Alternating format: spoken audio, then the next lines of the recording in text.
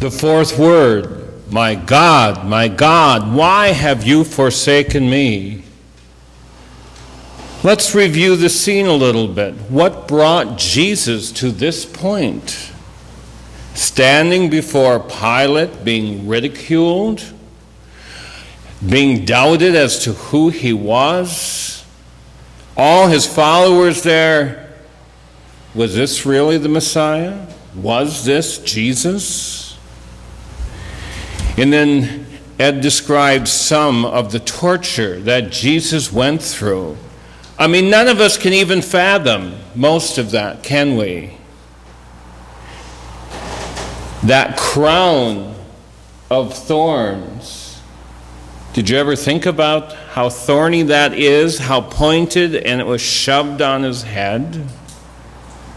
And then to carry that cross, and then to be put on the cross, the worst death possible, nails, hands and feet. Wouldn't anyone shout, my God, why have you forsaken me? Why have you left me all alone? Well, this is tough for me to figure out. All alone. When was there a time that I really felt all alone? Anywhere where Jesus felt that day, up on that cross.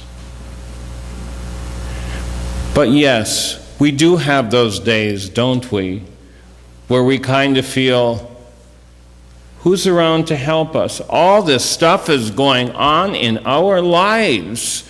And it just doesn't seem that people care. People don't have time. A few years ago, I was in the hospital the first time, staying in overnight, and I was there 3 or 4 nights. In a room by myself. They still hadn't figured out what was wrong. Actually, I don't know if they ever did. The door was basically shut because sometimes, if you've ever stayed in the hospital at night, it can actually be very busy at night, very noisy, very loud. And isn't it when we're sitting by ourselves with questions, what am I doing here? What is going to happen to me? We ask all those why questions, many that we probably cannot really answer. And yet we wonder maybe, well, God, where are you? Do you care? We really want to hear from God, don't we? So just that little bit is the most I can relate to what Jesus may have felt on that cross, being left alone. And yet, he was forsaken for you and for me, so that we will never have to be forsaken, so that we will never have to feel alone.